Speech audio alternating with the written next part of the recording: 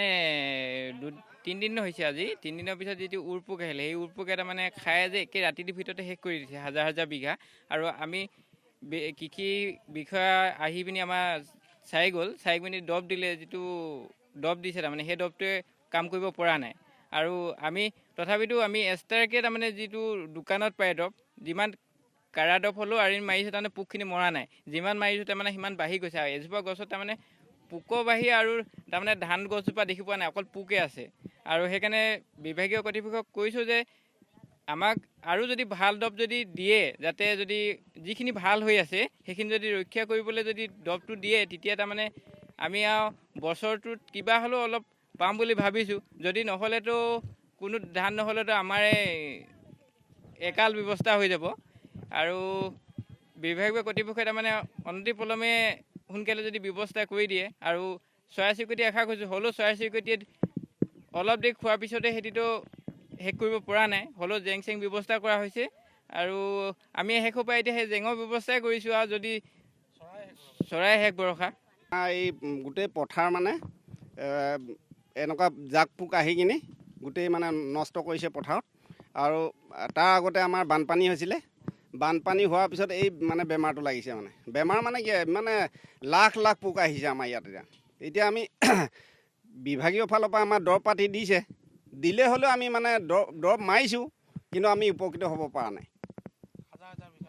মানে হাজাৰ হাজাৰ বিঘা আমাৰ কেইবাখন গাঁৱৰ মানে ৰাতিটোৰ ভিতৰতে 2 দিনৰ ভিতৰত শেষ কৰিছে মানে খাই। সেইকাৰণে আমাৰ এতিয়া বিভাগীয় ফালৰ পৰা আমাক কিবা এটা উপায় লাগে। মানে ইয়াত ক'তো ধৰক ভাল দৰৱ দিব পৰা বা কিবা এটা আমাক ব্যৱস্থাটো কৰি দিব লাগে। চৰাই খাইছে যদিও শেষ কৰিব পৰা নাই, ইমান বৰ বেছি চৰাইও নাই। আমি তাৰ বাবে আমাক কৈছিলে বিভাগীয় ফালৰ পৰা মানে জেং চেং দিবলৈ কাৰণে আমি দিছোঁ, কিন্তু আমি তথাপিতো উপকৃত হ'ব পৰা নাই। আমাৰ এতিয়াতো শেষ ভৰসা এতিয়া চৰাই হৈছে, উপায়তো নাই। তাহাঁতি এতিয়া কিমান চৰাইও খাই শেষ কৰিব পৰা নাই। লাখ লাখ এটা মানে ধানৰ মাথাত মানে 80টা 90টা মানে পোকে ইমান কণ আছেহে আকৌ মানে ওলাই আছে। আৰু বাকীখিনিতো চব খাই শেষে কৰিলে। গতিকেলৈ আমি আৰু এতিয়া আমি ভৰসা মানে চৰকাৰৰ ওপৰতো ক'ব নাপাওঁ। আমি এতিয়া ধৰক জেঙৰ ওপৰতে আমি চৰাইৰ ওপৰতে আমি নিৰ্ভৰ কৰি আছোঁ।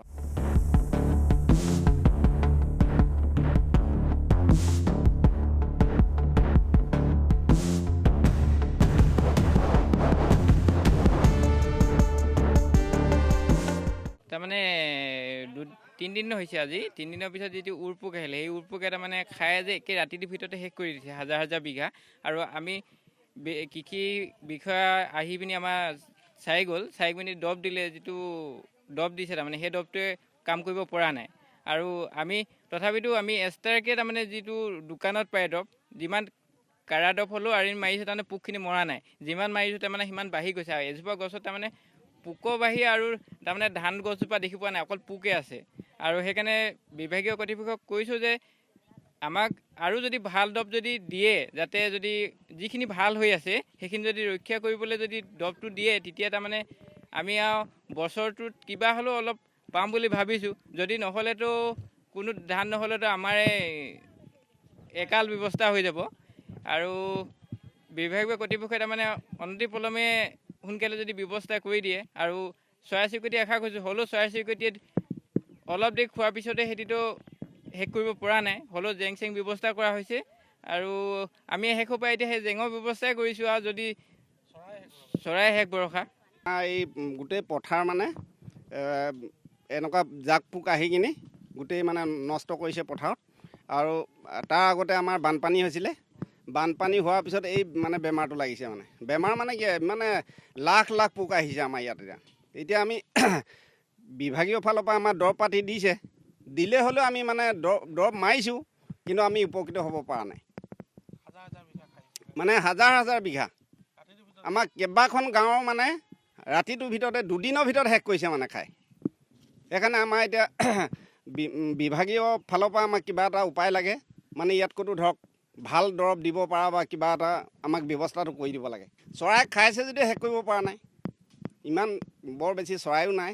আমি তাৰ বাবে আমাক কৈছিলে বিভাগীয় ফালৰ পৰা মানে জেং চেং দিবলৈ কাৰণে আমি দিছোঁ, কিন্তু আমি তথাপিতো উপকৃত হ'ব পৰা নাই। আমাৰ এতিয়াতো শেষ ভৰসা এতিয়া চৰাই হৈছে, উপায়তো নাই। তাহাঁতি এতিয়া কিমান চৰাইও খাই শেষ কৰিব পৰা নাই। লাখ লাখ এটা মানে ধানৰ মাথাত মানে 80টা 90টা মানে পোকে ইমান কণ আছেহে আকৌ মানে ওলাই আছে আৰু বাকীখিনিতো চব খাই শেষে কৰিলে। গতিকেলৈ আমি আৰু এতিয়া আমি ভৰসা মানে চৰকাৰৰ ওপৰতো ক'ব নাপাওঁ। আমি এতিয়া ধৰক জেঙৰ ওপৰতে আমি চৰাইৰ ওপৰতে আমি নিৰ্ভৰ কৰি আছোঁ।